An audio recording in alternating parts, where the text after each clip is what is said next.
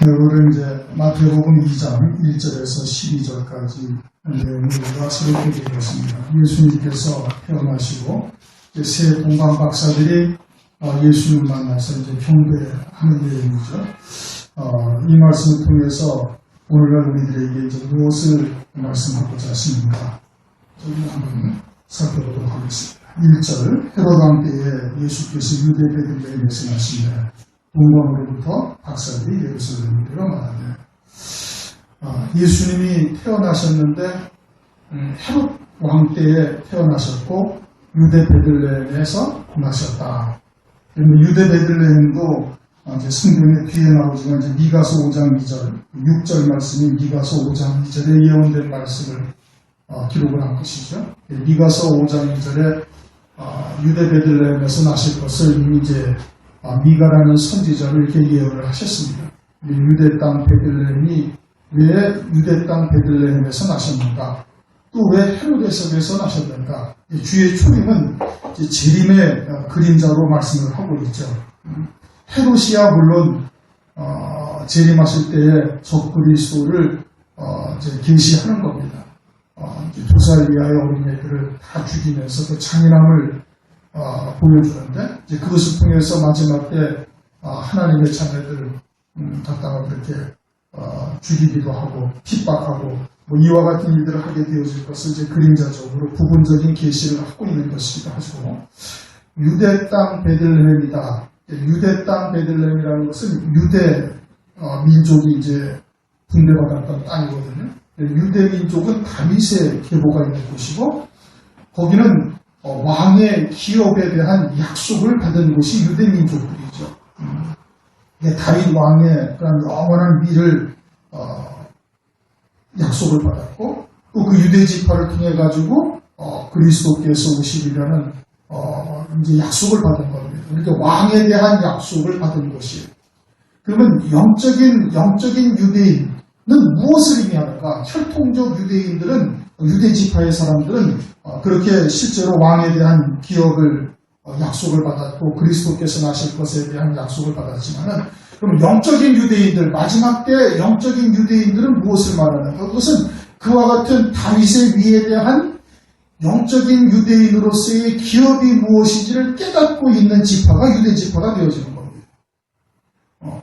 다시 말하면 하나님께서 영원한 위를 약속하셨는데 그 영원한 위에 이르는 길과 그 영광이 어떠한지를 깨닫고 있는 지파가 유대 지파인 거예요.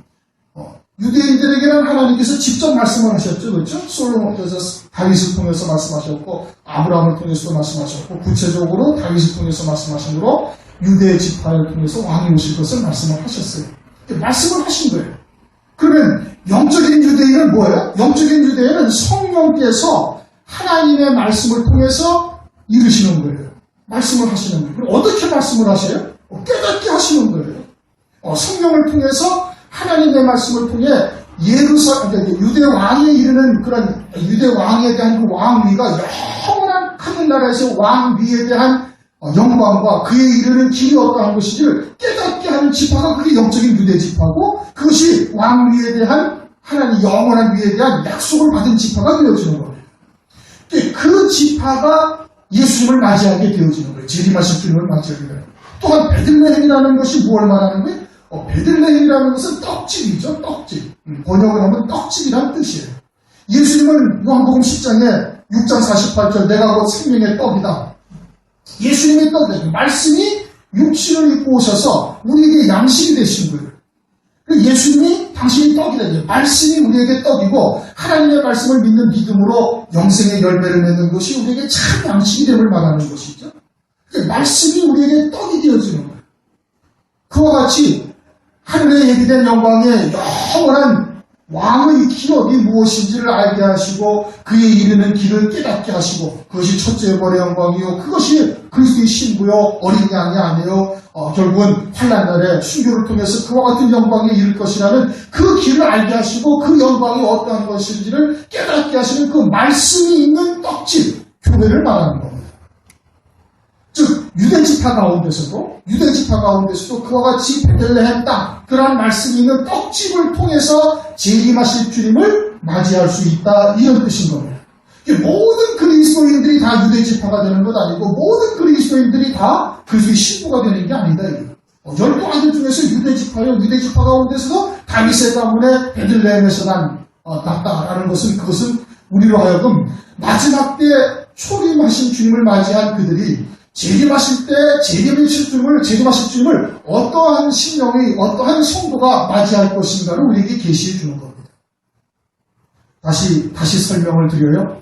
다시 설명을 드린다면은 하늘의 예비된 영광 가운데서 영원한 왕의 기업이 무엇인지를 깨닫게 하시고 그에 이르는 길을 알게 하신 것이 다시 말하면 유대 다윗에게 네 위를 영원히 하나님께서 보장하리라고 말씀하신 것과 똑같다 이겁니다. 성령으로 오늘날은 말씀하시고 당시에는 하나님이 직접 말씀하셨지만 지금은 성령으로 하나님의 말씀을 통해서 깨닫게 하시는 거예요. 그에 이르는 길, 그 영광의 찬란한 영화로움 그와 같은 것을 깨닫게 하셔서 믿음으로 받게 하신 것이 그게 유대지파예요.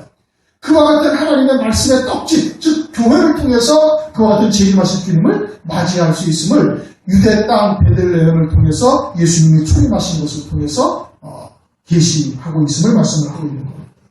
그 다음 동방으로부터 박사들이 예루살렘에 이르러 유대인의 왕으로 나십니다. 어디 계신가? 동방의 박사들은 유대인들이 아니죠. 이방인들입니다. 이방인들이 와가지고 유대인의 왕으로 나신 이가 어디 계시냐고 이렇게 묻고 있어요. 유대인의 왕이라는 그 왕이라는 단어가 헬라어를 원어를 보면 대문자로 쓰여져 있어요. 유일한 왕이다 이겁니다. 다시 말하면 메시아요 그리스도다 이런 뜻이죠.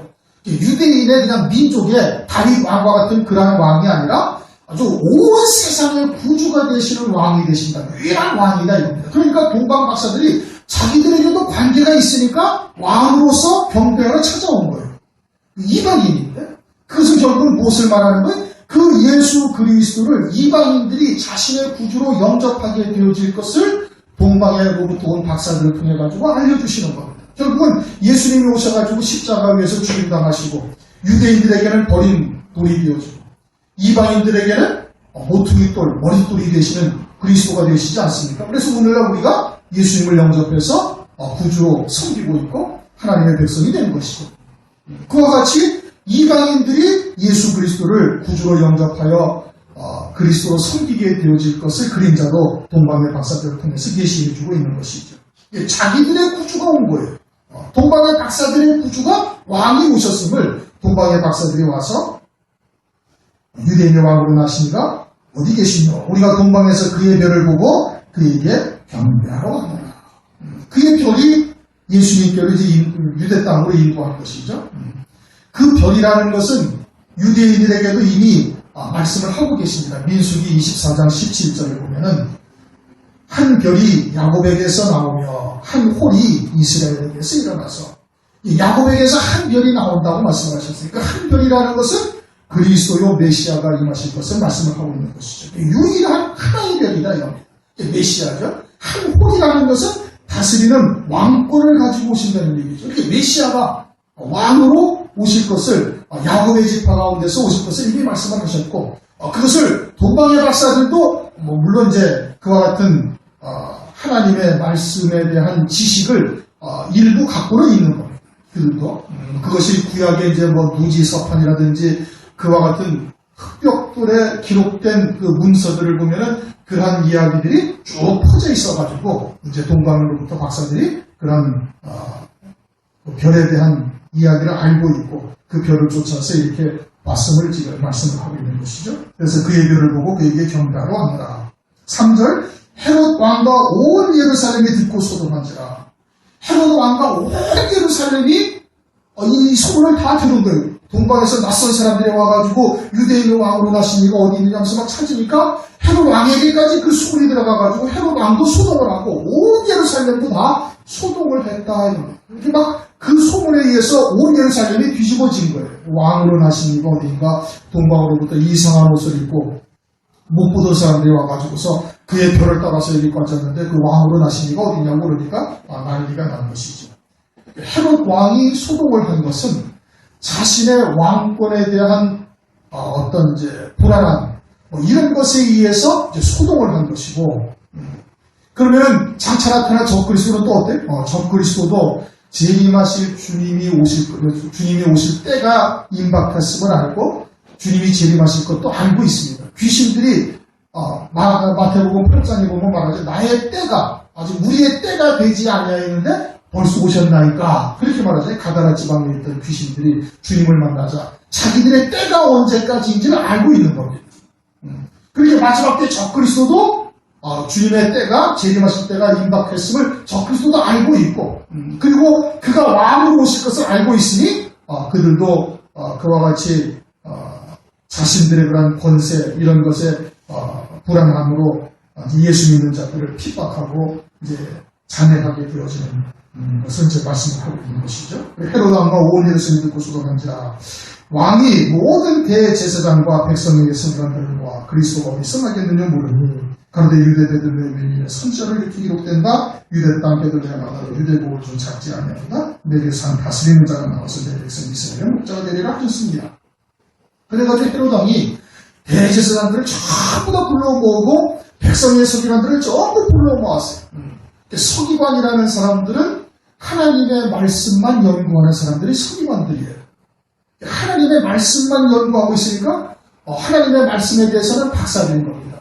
바리새인들은 그렇게 서기관들이 하나님의 말씀을 연구해서 가르친 것을 지켜나가는 사람들이 바리새인들이고 서기관들은 하나님의 말씀만 연구하는 사람들. 그러니 하나님의 말씀에 대해서는 박사들이죠. 그리고 이들이 하나님의 말씀을 가르치는 겁니다. 하나님의 말씀을 가르쳐요. 그런데 마태복음 8장을 한번 보시면 마태복음 7장 28절 29절을 한번 읽어보시죠. 마태복음 7장 28절 29절 시작. 예수께서 이 말씀을 마치시매 우리가 그들이 그 가르치심에 놀래니 이는 그 가르치시는 것이 권세 있는 자와 같고 저희 서기관들과 같지 아니하느니라. 아멘. 서기관들이 뭘 해요? 말씀을 가르친다는 거예요. 서기관들이 그동안 유대인들의 말씀을 가르친 거예요. 가르쳤는데 예수님이 산상보훈으로 하나님의 말씀을 딱 전하자 이 말씀이 엄청난 권세 있는 말씀으로 그들도 막 느끼는 겁니다. 그리고는 이제까지 서기관들로부터 듣지 못할 말씀이었다. 정말 권세 있는 말씀이었고 이 서기관들의 말씀은 자기들이 느끼기에 그렇게 권세 있는 말씀이 아니었음을 이 예수께서 산상보훈을 말씀하심으로써 확 깨닫게 되어지는 겁니다. 그럼 이 백성의 서기관들, 대제사장과 백성의 서기관들, 이들은 무엇으로 가르쳤던 거예요, 그동안? 마태복음 15장을 가면은 그들이 사람의 계명으로 가르쳤다. 너희는 사람의 계명으로 하나님의 계명을 범하고 있다. 너희는 사람의 계명으로 하나님을 헛되이 경배하고 있다. 그들도 그럼 그들이 하나님을 떠난 삶을 살고 있나요? 아니에요. 하나님의 이름으로 하나님의 말씀을 가지고 모세의 오경과 그 율법을 가지고 이스라엘 백성들을 가르치고 있었던 거예요. 근데 그 가르치는 교훈의 그 말씀이 뭐냐? 사람의 계명이었다 이겁니다. 사람의 계명. 사람의 계명이라는 것은 사람들이 생각하는 윤리나 도덕, 사람들이 말하는 철학, 이와 같은 수준의 말씀에서 벗어나지를 못한 것이. 그러니까 그 말씀이 영혼들을 살릴 수가 있어요? 없어요? 살리지를 못하는 겁니다. 영혼을 살리고 영혼을 치유하고 영혼을 다시 소생시키고 하는 일들을 하지 못하는 거예요. 그런데 예수님이 하나님의 말씀을 딱 증거하자 그 말씀의 어마어마한 권세, 힘을, 능력을 확 느낀 거예요. 백성들이 아니라 이제 산에 올라간 제자들이 무슨 확 느낀 것이죠. 이제까지 서기관들은 그러한 권세, 능력이 그 말씀을 통해서 나타나지 아니했던 거예요. 왜 나타나지 않았어요? 사람의 계명이니까. 사람들의 계명이니까 그 권세가 나타나지를 아니했다. 예수님께서 말씀을 증거하니까 이 말씀에 그냥 어마어마한 권능을 사람들이 듣는 사람들이 다 느꼈다 이 뜻인 겁니다. 그러한 백성의 서기관들. 그런데 마태복음 13장 52절 가면은 천국의 제자된 서기관들이 등장을 하는 겁니다. 백성의 서기관들과 천국의 제자된 서기관들이 다르죠.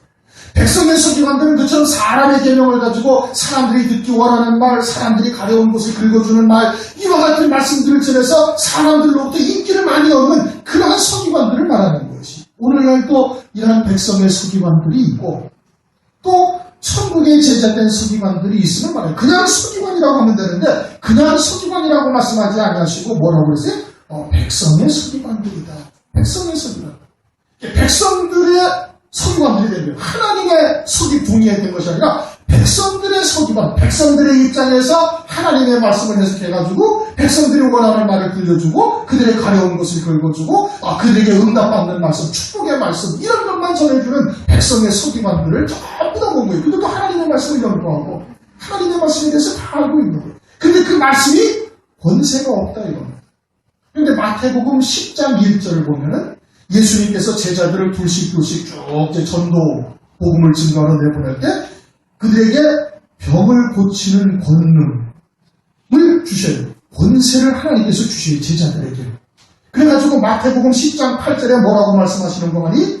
병든 자를 고치며 죽은 자를 살리며 문둥이를 깨끗게 하며 귀신을 쫓아내는 너희가 거저받았으니 거저주어라. 병든 자를 치료하려는 거예요. 그리고 그 권능이 계속해서 이어지고 있음을 헬라어 시제를 보면 현재형으로 되었습니다. 그러니까 하나님의 종들, 예수님의 제자된 천국의 서기관들은 그 권능이 계속해서 오늘날까지 이어지고 있음을 말하는 거예요. 그리고 죽은 자를 살리는 겁니다. 죽은 자를 살리고 문둥이를 고치고 병든 자를 치료하고 그리고 귀신을 내어 쫓으라. 그 권능을 제자들에게 주셨어요. 그러니까 그들이 말씀을 증거하면 권능이 나타나야 안 나타나요? 나타나는 거예요. 권세가 나타나는 거예요. 이제까지 듣지 못했던 그 엄청난 권능의 말씀이 선포되어질 수가 있음을 말하는 거예요. 그러면은 죽은 자를 살리고 병든 자를 고치고 죽은 자를 살리며 문둥이를 깨끗게 하며 귀신을 쫓아낸다라는 것이 육신의 병든 자, 육신이 죽은 자, 육신의 병든 자를 말하는 것이냐? 그것이 아니라 이것은 영에 관한 말씀.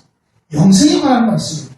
그 영혼이 죽었던 자가 다시 하나님의 말씀을 통해서 살아나게 되어지고 그 영혼이 병들었던 자가 하나님의 말씀을 통해서 치료받게 되어지는 것이고 귀신 들려서 마귀의 종로 타던 삶에서 벗어나서 완전히 주님의 제자로서 하나님의 자녀로서 아들이 되는 권세를 누리는 자가 되어져서 살아갈 수 있게 하신다. 그렇게 그 권세를 주시는 거예요.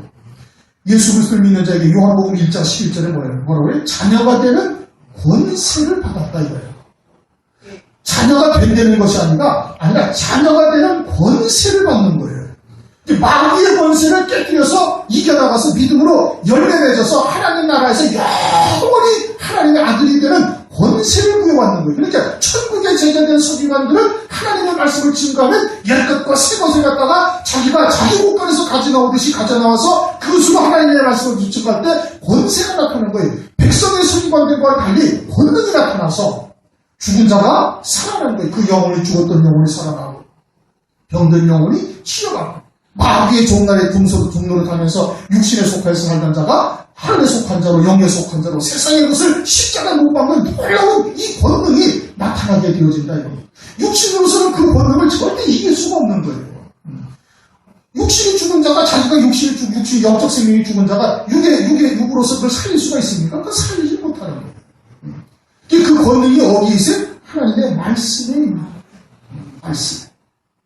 그렇게 백성의 서기관들의 말씀을 그동안 유대인들이 많이 들었는데 그 말씀과는 전혀 차원이 다른 그러한 말씀을 주님이 딱 증거한 것이고 천국의 제자된 서기관들은 그러한 말씀을 증거해서 죽은 영혼을 살리고 영이 문둥병 들린 자, 영이 귀신 들려 고통을 당하는 자, 그 눌린 자, 포로된 자, 소경된 자를 다 치료하는 역사가 오늘날도 나타나고 있다. 이 권세가 그냥 그대로 이어지고 있는 거예요. 예수님 때나 또는 베드로나 야고보 요한에게만 있는 것이 아니고 바울에게까지만 있는 것이 아니고 천국의 제자된 서기관에는 그 말씀이 그 권능이 계속해서 이어지고 있다. 마태복음 10장 1절의 말씀이 그와 같은 거예요. 그런데 백성들은 누구를 쫓아가요? 백성의 서기관들을 쫓는 거예요. 왜? 자기들이 듣기 좋아하는 말씀들만 전해주고 있으니까 백성의 서기관들을 쫓아가는 거예요. 백성의 서기관. 그러한 백성의 서기관들을 모아서 그리스도가 어디서 나겠느냐 물으니 그러니 그들이 알아요 몰라요? 안다 이겁니다. 왜? 하나님의 말씀만 바라보고 앉아있으니까. 그러니까 아주 망설이지도 않냐고 즉각 대답합니다. 유대 베들레헴에 오니 이는 선자로 기록된 바 또 유대 땅 베들레헴아 너는 유대 고을 중에서 가장 작지 아니하도다 내게서 한 다스리는 자가 나와서 내 백성 이스라엘의 목자가 되리라 하셨음이니이다 하고 미가서 5장 2절의 말씀을 딱 헤로다니에게 제시를 해주는 겁니다. 그러면 유대인의 왕이 지금 나셨다는 얘기죠. 그렇죠? 2절에 그러지 않습니까? 유대인의 왕으로 나신 이가 어디 계시며 동방의 박사들은 유대인의 왕으로 나셨다는 것을 이미 알고 있어요. 그것으로 인해서 헤로도 왕과 예루살렘이 다 소동을 한 거예요. 막 난리가 난 거예요. 이런 희귀한 말씀들을, 희귀한 이야기를 하는 이상한 옷을 입고 온 사람들이 와가지고, 그러니까 온 예루살렘이 다 알고 있고, 이제는 또 헤로당이 모든 대제사장과 모든 백성의 서기관들을 다 불러 모아가지고 그들에게 물었으니까 이들도 다 알고 있어요. 알게 된 겁니다. 유대인의 왕으로 나신 이가 어디 계시뇨 하고 동방의 박사들이 이미 나셨다고 선포를 하고 있으니까, 말하고 있으니까 이미 나셨고, 그 나실 분은 어디로 나와요? 유대 땅 베들레헴으로 나신다는 것을 알고 있는 겁니다. 그럼 이미 나셨다고 동방의 박사들이 와가지고 온 예루살렘이 소동하고 헤로당도 소동을 해서 자기들을 불러 모았으니까 그럼 어떻게 해야 돼? 가서 확인을 해봐야 되는 겁니다. 유대 땅 베들레헴이 서울 시내처럼 이렇게 큰 동네고 인구가 이렇게 1000만이 넘는 도시가 아니에요. 수없이 많은 신생아들이 탄생을 해가지고 누가 낳는지 안 낳는지 분별 못할 그런 동네가 아니다 이겁니다. 아주 조그만 고리예요. 유대골에서 작은 고리란 말이에요. 그런데 그곳에서 아이들을 낳아야 그저 하나 내지 둘 밖에 낳지 않지. 그냥 수천 명, 수백 명이 나가지고 누가 누군지 분별 못할 이러한 시대가 아니다 이겁니다. 그래가지고 유대 베들레헴으로 백성의 서기관들과 대제사장들이 쫓아가가지고 확인하면 알 수 있어요 없어요? 금방 알 수 있습니다. 거기다가 이사야서 7장 14절 말씀처럼 처녀가 잉태하여 아들을 낳는다고 예언을 하셨으니 그가 메시아요, 그가 한 선지자요, 그가 구주로 오실 것을 알고 있으니 처녀로 잉태하여 메시아가 그리스도가 나셨는지 확인하면 알 수 있어요 없어요? 금방 알 수 있는 겁니다. 유대 땅 베들레헴에 예수님이 거기서 나셔가지고 지금 거기 그냥 짐승의 우리가에 지금 누워 계시니까 그러니까 쫓아가서 확인하면은 백성 이 동방의 박사들보다도 더 먼저 알 수가 있는 거예요. 그런데 안 갑니다. 왜 안 가요? 안 믿는 거예요. 뭘 안 믿어요? 처녀가 잉태해야 아들을 낳을 것이라는 말씀이나 미가서 5장 2절의 말씀을 하나님의 말씀을 믿지 않고 있는 겁니다. 그래가지고 아무도 가서 예수님을 맞이한 서기관이나 백성이나 유대인들은 아무도 없는 겁니다. 안 믿는 거예요. 하나님의 말씀은 박사인데, 그냥 묻자마자 금방 그냥 0.1초도 안 돼가지고 탁 튀어나올 정도로 하나님의 말씀에 대한 박사들인데, 그리고 동방에서 박사들이 와가지고 난리가 난 거예요. 예루살렘이 그냥 난리가 난 거예요. 그러면은 알고 있으니 또 이미 나셨다고 알고 동방의 박사들이 그렇게 얘기를 하고 있으니까 쫓아가 봐야지. 가서 확인해 봐야지. 오늘처럼 유전자 검사 안 해봐도 금방 아는 겁니다. 금방 아는 거예요. 그런데 안 가는 거예요. 초림은 재림의 그림자예요. 오늘날 메시지만이라는 거 다 압니다. 다 압니다. 마지막 때가 된다, 되었다고 하면서 안 믿는 사람들도 말세 나오는 이야기까지 할 정도니까 믿는 사람이 말세라는 것을 부정하는 사람은 아무도 없습니다. 다 알죠. 더더군다나 마태복음 24장의 무화과 나무의 비유가 이스라엘이라는 나라가 뜬금없이 2000여 년 가까이 나라 없는 유랑하는 디아스포라 같이 그냥 전 세계 남방곡국에 흩어져 있는 민족들이 갑자기 나라가 생겨서 이제는 아주 건드릴 수 없는 핵을 보유한 그와 같은 나라고 그 뒤에는 미국이 딱 버티고 있어가지고 어느 누구도 무시할 수 없는 그와 같은 존재가 되었음을 온 세상에 있는 크리스천들은 다 아는 사실인 겁니다. 그럼 마태복음 24장에 뭐라고 그랬어요? 창세일이었던 환란이 있고 환란이 끝난 후에 인자의 징조가 있을 것인데 너희는 무화과 나무의 비유를 배워라.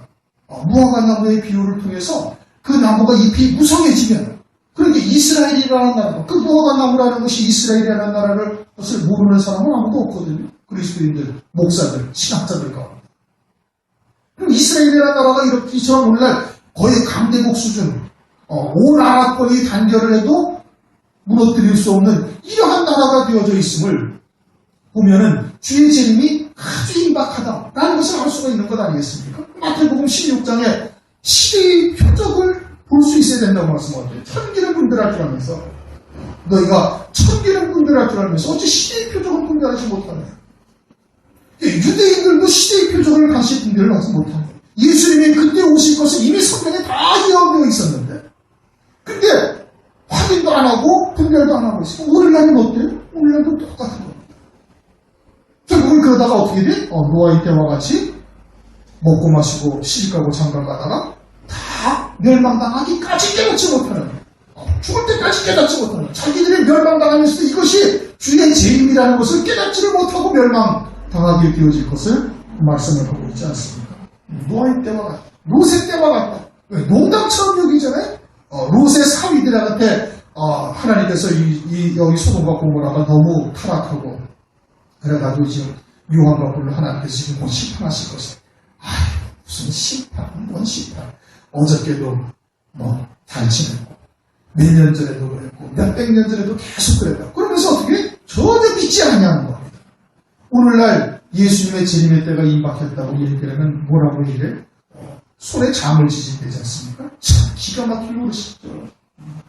초대교회 때도 주의 재림을 소망하며 믿음으로 살았는데 2000여 년이 지난 오늘날 주의 재림이 임박한 무화과 나무까지 이미 시대의 표적으로 우리에게 유일한 표적으로 말씀하신 것까지 딱 설치가 되었는데 그런데도 주의 재림을 전혀 생각지 아니하고 있고 농담처럼 여기고 소돔성과 고모라성과 똑같지 않습니까? 노아의 때와 똑같다 이겁니다. 그리고 인자가 올 때 세상에서 믿음을 보게 합니다. 육에 속한 삶에서 어쩌든지 벗어나고자 재림의 때가 깨닫겠음을 깨닫고 하나님 앞에 계속해서 부르짖고 간구하는 자들 그 기도를 하나님은 반드시 들어주신다 이거예요. 부연재 판관이 한 것을 보지 않았느냐? 하물며 택하신 하나님의 백성들에게 하나님께서 그 기도를 반드시 응답하신다 이겁니다. 그러니까 어떻게 해야 돼? 우리가 끊임없이 기도해야 되는 거예요. 육에 속한 삶에 타락하고 우리가 신속하지 않고 끊임없이 기도하고 하나님 앞에 재림하실 주님을 우리가 신부로 맞이할 것을 위해서 하나님 앞에 기도해야 된다 이겁니다. 그러면 주님께서 들어주신다는 얘기죠. 성경에 대해서 아무리 많이 알고 있어도 아무 소용이 없는 거예요. 믿지 않냐면 그것은 그냥 지식으로 갖고 있는 거예요. 백성의 서기관들과 대제사장들이 얼마나 성경의 박사들이에요. 그 사람들은 눈만 뜨면 성경만 보고 앉아있는 사람들일 겁니다. 그런데 그 하나님의 말씀을 전혀 믿지 않냐는 거예요. 예루살렘이 소동이 났는데 자기들 뭐 알고 있는데 그럼 쫓아가서 딱 확인하면 며칠도 안 돼가지고 금방 확인이 딱 될 거다 이거예요. 금방 확인이 되죠. 그래갖고 영접을 해야 되는데 그런데 전혀 안 믿어요. 오늘날과 그때와 다를 바가 하나도 없다 이거. 7절 이에 헤롯이 가만히 박사들을 불러 별이 나타난 때를 자세히 묻고 베들레헴으로 보내며 이르되 가서 아기에 대하여 자세히 알아보고 찾거든 내게도 구하여 나도 가서 그에게 경배하게 하라. 거짓말이죠. 자기도 가서 경배하려고 하는 것이 아니라 가서 죽이려고 그러는 겁니다. 자기의 왕권에 대한 도전이죠. 자기는 그것이 생명이거든요. 왕위가 자기에게 생명인데 그것이 위태롭고 그것이 불안하면 어떻게? 가서 다 면해버리는 겁니다. 죽이려고 그래요. 9절 다 같이 한번 읽읍시다. 시작. 9절 박사들이 왕의 말을 듣고 갈새 동방에서 보던 그들이 문득 앞서 인도에 가다가 아기 있는 곳에 머물러 서는 자. 그래가지고 헤로데에서 벗어난 박사들이 이제 예루살렘 성을 딱 나오니까 동방에서 오던 그들이 갑자기 나타나가지고 딱 인도를 하는 겁니다. 그래가지고 아주 크게 기뻐하고 정말 기뻐했다. 그러면 지금 예루살렘에 들어갔을 때 그 별이 인도했던 거예요? 안 했던 거예요? 안 했던 겁니다. 예루살렘은 자기의 생각으로 간 거예요. 유대 땅까지는 왔는데 그리고 야곱에게서 한 별이 난다라는 것은 이제 들어서 알고 있는데 그 유대 땅까지 지경까지 오니까 유대 땅까지 와서 이 별이 그 유대인의 왕 그 별에게로 우리를 인도하는 거라고 유대 땅에 딱 들어서자마자 어디로 곧장 갔어요? 예루살렘 수도로 하나님의 성전이 있는 예루살렘으로 수도로 곧장 달려가 버린 겁니다. 거기서부터는 별의 인도를 받지 않는 거예요. 왕이니까 유대인의 왕이니까 당연히 왕궁에서 나시리라 생각을 하고 유대 땅에 들어서자마자 하나님의 별을 이제 더 이상 쳐다보지도 아니하고 그리고는 곧장 예루살렘으로 딱 달려 들어갔다. 왜? 왕은 왕궁에서 나는 것이 상식입니까? 그것이 세상의 이치입니까? 그런데 가서 보니까 왕이 없었던 거예요. 그리고 저는 별을 찾아보니까 별도 없어요. 거기서 별을 잊어버렸던 거예요. 그러다가 다시 나와서 그 별을 딱 문득 그 별이 딱 앞서서 인도하니까 그때서야 깜짝 깨닫고서는 기뻐하고 또 가장 크게 기뻐하였다. 이렇게 지금 말하고 있는 거예요. 유대인의 왕이라 해서 왕궁에서 나리라 하는 것은 인간적인 생각입니다. 세상의 이치나 세상의 그냥 일반적인 상식에서 나는 것이죠. 하나님의 말씀은 그러한 세상의 이치, 세상에서의 일반적인 상식과는 전혀 다른 것이에요. 그러니까 하나님의 말씀을 바라볼 때 어떻게 바라봐야 돼요? 이거는 성령으로 조명해 주지 아니하시면 볼 수가 없는 거예요. 세상의 상식으로 바라보면 그러면 전혀 하나님이 원하시는 방향과 전혀 다른 곳으로 갈 수밖에 없게 되어지는 거예요. 자기들의 생각으로 바라보니까 왕궁으로 덜컹 갔는데 왕궁으로 가서 보니까 왕은 나시지 아니하였고 별도 어디 있는지 찾지도 못하여서 그래갖고 예루살렘을 벗어나서 나오니까 그때야 문득 갑자기 별이 딱 나타나가지고 아기 예수 있는 곳까지 인도하시. 그러니 가장 10절 저희가 별을 보고 가장 크게 기뻐하고 기뻐하더라. 그렇게 지금 말하고 왜 가장 크게 기뻐하고 기뻐해요? 이제 다시 별의 인도함을 받게 되어졌으니까 가장 크게 기뻐하고 기뻐했다 이겁니다. 그 별이 아기 예수 나신 곳까지 초림하신 주님에게로 인도한 별이 됩니다. 그래서 기뻐하고 또 기뻐했다. 그러면 재림하실 주님을 맞이할 자들도 이 별의 인도하심을 받아야 되는 겁니다. 그 별은 어떤 별이에요? 계시록 1장 20절 네가 본 것은 내 오른손에 7별의 비밀과 7 금촛대라. 7별은 7 교회의 사자요 7 촛대는 7 교회입니다. 재림하실 주님을 맞이할 때도 별의 인도함을 받아야 돼요. 작은 별의 인도함을 받아야 돼요. 그 별은 어떤 별이에요?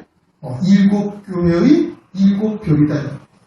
7 금촛대 교회에 7 별이 있는데 그 7 별은 7 교회의 사자다.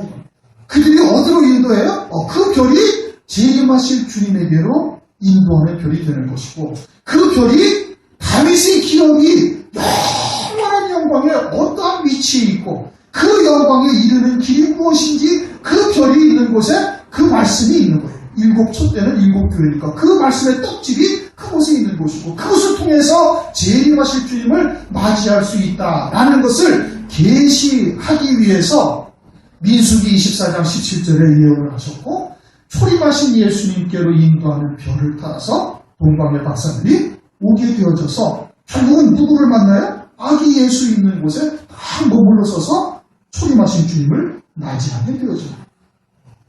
그거는 재림하실 주님을 맞이할 자들이 어떻게 쫓아가야 될 것인가를 계시하기 위해서 말씀하시는 거예요. 그러니 그러한 별을 쫓아가면서 사람의 생각이나 세상의 이치, 세상의 논리로 보아서는 절대 아니 된다 이겁니다. 인간적인 생각을 쫓는 자들에게는 그 별을 결국 다 놓치게 되어져 있는 거예요. 그렇고 그 별을 만난 자들이 어떻게 된다? 가장 크게 기뻐하고 또 기뻐하더라. 이보다 더 큰 영광스러운 일이 어디에 있습니까? 구원을 받은 것 하나만 가지고도 하박국 선지자는 세상의 모든 것보다 귀하다 이거예요. 우리의 양이 없고 외양간에 소가 없을지라도 밭에 소출이 나지 아니하고 포도밭에 포도가 없을지라도 나는 구원의 하나님으로 인하여 기뻐하리로다. 이 구원 하나만 가지고도 그렇게 온 세상에 있는 것과 비교할 수 없는 기쁨을 누려야 되는 것인데 재림하실 주님을 맞이할 뿐 아니라 재림하실 주님을 그리스도의 힘으로 맞이할 수 있게 하는 그와 같은 별의 인도함을 받고 있는 자들은 어떻게 된다? 크게 기뻐하고 또 기뻐해야 된다. 아주 강조해서 말씀하고 있지 않습니까? 옆구리질로 절밖에 하는 것 같은데 그런데 정말로 기뻐하고 정말 기뻐해야 할 일이라고 지금 말씀을 하고 있는 거예요. 우리가 이렇게 신앙생활하면서 재림하실 주님을 신부로서 맞이하지 못한다면 이보다 더 비참한 일은 없는 겁니다. 그런데 만약에 맞이하게 된다면 이보다 더 큰 영광은 또 세상에 없는 거예요. 어떠한 세상에 미국의 대통령보다도 더 큰 영광을 누릴 수 있는 것이, 온 세상에 군주가 되는 것보다도 더 큰 영광을 누릴 수 있는 거예요. 왜? 그 영광은 영원한 영광입니다. 영원한 미를 하나님께서 약속하신 그 왕위가 되어지니 이보다 더 큰 영광, 이보다 더 큰 기쁨은 세상에 없다 이겁니다. 그런데 대부분 하나님의 백성들이 그러한 아기 예수께로 인도하는 별을 쫓아가는 것이 아니라 땅에 떨어진 별, 땅에 떨어진 큰 별, 횃불같이 타는 큰 별이 땅에 떨어지는데 그 별을 더 좋아하는 것이 오늘날 실상이죠. 그래서 11절, 집에 들어가 아기와 그 모친과 마리아와 함께 있는 것을 보고 엎드려 아기 있게 경배하고. 그 집이 어떤 집이었어요? 일반 집이었나요? 아니에요. 동물, 짐승들의 우리간입니다. 우리간. 짐승들이 거처하는 그 우리간이에요. 이전에는 어디에서 왕이 나시려고 생각했어요? 이전에는 왕궁에서 나시려 생각하고 예루살렘으로 딱 찾아갔는데, 그런데 짐승의 우리간에 나신 아기 예수님을 보자 그냥 주변의 환경이나 그 상황이 어떠한 것인가 이런 것을 전혀 개의치 아니하고 아기 예수께 딱 엎드려 경배하더라. 이전에는 어떻게 생각을 했는데 왕은 왕궁에서 나시리라 생각을 했는데 짐승의 우리간에 나신 왕을 가서 그냥 딱 경배를 하는 거예요. 이제는 눈에 보이는 세상의 것이나 육신의 눈에 보이는 것에 그러한 판단을 하지 아니하게 되어진 것을 말하는 겁니다. 이전에는 어떻게 생각했어요? 사람의 이성, 세상의 이치, 세상의 도리 같은 것으로 생각을 했는데 이제는 전혀 다른 마음을 가지게 되어진 것이죠. 오늘날로 말하면 이제는 새로운 피조물로서의 시각을 가진 겁니다. 고린도후서 5장 16절에 보면 이제는 육으로 보지 아니한다 이겁니다. 그리스도도 우리가 육으로 알았지만 마리아와 요셉의 아들로 알았지만 그리스도 안에는 뭐가 있었어요? 말씀이 계신 거예요. 하나님의 말씀이 육신을 입고 오신 거예요. 그분의 실체는 뭐예요? 그 안에 계신 말씀이에요. 성자 하나님이 그분의 실체였다 이겁니다. 육으로 보아서는 안 된다. 육으로 판단하지 아니한다. 완전히 이제는 그리스도 안에서 이제 새로운 피조물이 되었다 이겁니다. 새로운 피조물로 시각을 바라보니 그 짐승의 우리간처럼 냄새나고 퀴퀴하고 초라한 곳이라 할지라도 그분이 메시아인 것을 딱 믿고 딱 경배를 드리게 되어집니다. 오늘날 대부분 하나님의 백성들이 교회를 뭘로 봅니까? 외형을 보는 거죠. 그렇죠? 사람이 얼마나 많으냐, 자기 건물을 가지고 있느냐, 또 얼마짜리 건물을 지었느냐, 서로 경쟁하듯이 짓습니다. 그래가지고 무슨 교회는 2천억을 들여가지고 짓고 있다가 말썽을 생겨가지고 요즘 어쩌고저쩌고 하시면 누가 400억을 들였다, 분당에다가 누가 800억을 들여서 지었다. 그러니까 이제 경쟁심이 들어가지고 자기 2천억을 들여가지고 짓겠다고 서도심에다가 서초동에다가 짓고 있다가 지금 문제가 생겨서 신문 뉴스에 가끔 나지 않습니까? 재림하실 주님을 맞이할 곳은 그렇게 호화로운 곳이 아닙니다. 짐승의 우리간처럼 사람들은 별 볼 일 없이 생각하는 아주 초라하고 누추하고 냄새나고 그러한 곳인데 그곳에서 재림하실 주님을 본 것이 마찬가지로 재림하실 주님도 그러한 것을 통해서 맞이할 수 있음을 말씀을 하고 있습니다. 그렇게 들어가서 아이께 경배하고 보배합을 열어 황금과 유향과 몰약을 예물로 드립니다. 보배합을 열어서 예물을 드렸어요. 보배합이라는 것은 보배가 들어있는 상자를 말하는 것인데 그 보배합은 결국은 누구를 말하는 거예요? 자기 자신들을 말합니다. 고린도후서 4장 7절 우리가 이 보배를 질그릇에 가졌으니 자기는 나는 질그릇과 같은 존재인데 그 안에 담긴 것이 보배가 담긴 거예요. 예수의 생명이 담겨져 있고 하늘의 영원한 영광이 하나님의 말씀으로 임하여 있어요. 그것이 보배가 되어지는 겁니다. 그러니까 동방의 박사들이 보배합을 열어서 예물을 드렸다는 것은 자기 자신들이 보배합이 되어져 있고 그 안에 예물을 주님에게 드린 거예요. 황금과 유향과 몰약을 주님께 드린 거예요. 그럼 그것을 우리에게 무엇을 말하는가? 재림하실 주님을 맞이할 자들의 영적인 상태, 신령 상태, 그 신앙의 상태가 어떠하여야 하는지를 우리에게 계시해 주는 거예요. 황금이라는 것은 뭘 말하는 거예요? 재림하실 주님을 맞이할 자들은 황금과 같은 정금과 같은 믿음을 가진 자여야 하는 거예요. 욥기서 23장 10절 나의 가는 길은 그가 하시나니 그가 나를 단련하시면 내가 정금같이 나오리라. 그 정금과 같은 믿음의 신령이 되어져야 재림하실 주님을 맞이할 수가 있음을 말하는 겁니다. 신부로 맞이할 수가 있는 거예요. 정금이다라는 것은 불순물이 다 제거된 거예요.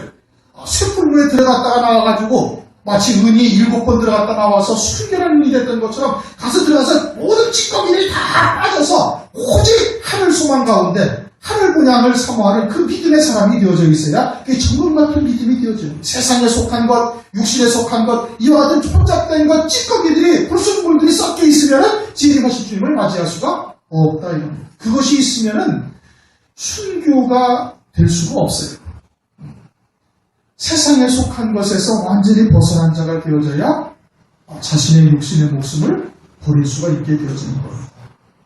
그러니 정금 같은 믿음, 세상에 속한 찌꺼기가 다 제거된 순수한 믿음이 되어져야 재림하실 주님을 맞이할 수 있다라는 것을 우리에게 알려주시는 겁니다. 그 다음에는 뭐가 있어요? 유향이다. 이건 계시록 5장 8절에 보면 금쟁반에 담긴 성도들의 기도가 향이에요. 유향이에요. 성도들의 기도가 계시록 8장을 가면은 두 가지가 있습니다. 그냥 하나님께 드려지는 향과 같은 기도가 있고 금쟁반에 담긴 유향과 같은 기도가 두 가지가 있어요. 이 금쟁반에 담긴 유향과 같은 기도는 뭐예요? 그 정금과 같은 믿음으로써 하늘에 누리게 되어질 영광, 예비하신 영광을 바라보면서 그것이 속히 내게 이루어지기를 구하는 그와 같은 기도가 되는 거예요. 뜻이 하늘에서 이룬 것 같이 땅에서도 이루어지리라. 육신의 목숨이나 세상의 것에서 초월된 믿음을 가진 자들이 드릴 수 있는 기도가 되어지는 거예요. 그리고 그와 같이 내게 다가오는 모든 일들을 바라보는 겁니다. 그리고 거기에 아무런 그런 요동침이나 흔들리거나 좌절하거나 이러지 아니하는 믿음의 자리까지 설 것을 위해서 끊임없이 하나님께 기도하는 거예요. 그것이 금쟁반에 담긴 유향과 같은 기도인 겁니다. 재림하실 주님을 맞이할 자는 그와 같은 믿음의 기도를 할 수 있어야 되는 것이고 그리고 내게 다가오는 모든 환경들을 그와 같은 믿음의 시각으로 바라볼 수 있어야 되는 겁니다. 유향이에요. 그 다음에는 뭐가 있어요? 몰약. 몰약은 신체가 부패하는 것을 부패하지 않도록 하는 것이 몰약이에요. 미라 같은 것을 만들 때 쓰는 것이 몰약인 겁니다. 썩을 것을 썩지 않게 만드는 거예요. 썩을 육체로 영생에 누리는 영원한 생명에게 이르게 하는 열매 맺는 삶이 되게 하는 것과 마찬가지인 것이죠. 다시 말하면은 이제는 죽을 것이 생명에게 삼킨 바 되었다. 고린도후서 5장 5절 말씀처럼 죽을 것이 생명에게 삼킨 바 되게 하는 이 썩을 것, 죽을 것을 통해서 영원한 생명을 잉태하고 영원한 생명에 열매 맺는 삶을 살 수 있는 그와 같은 자가 되어져야 할 말하는 겁니다. 다시 말하면 산재물이 되는 것이죠. 예수와 함께 우리의 정과 욕심 이미 못 받았고 이제는 내가 산 것이 아니라 내 안에 계신 그리스도께서 사신 것과 같은 믿음의 삶이 되어져야 되는 거예요. 그것이 몰약과 같이 썩을 것을 썩지 않게 하는 그와 같은 신앙생활이 되어지는 것이죠. 그렇게 산재물이 되어져서 사는 자가 되어지면 환난날에 결국 어떻게 해요? 산재물로 살다가 실제 재물로 딱 끝을 마치게 되는 것이죠. 그래서 동방의 박사들이 황금과 유향과 몰약을 그 보배합을 열어서 아기 예수께 예물로 드렸다. 그것은 재림하실 주님 앞에 어떠한 신앙의 상태가 되어져야 재림하실 주님을 맞이할 수 있는 자가 되어지는지를 동방의 박사들의 보배합을 통해서 우리에게 알려주시는 겁니다. 12절 꿈에 헤롯에게로 돌아가지 말라 지시하신 것보다 다른 길로 곱게 돌아가. 여기 왔던 길은 어떤 길이었어요? 사람의 생각으로 예루살렘에 딱 들어갔던 길이거든요. 근데 이제는 넓은 길, 편안한 길이 아니라 좁은 길, 협착한 길을 가는 거예요. 재림하실 주님을 맞이할 그 길로 믿음의 길, 그 순례의 길을 가는 겁니다.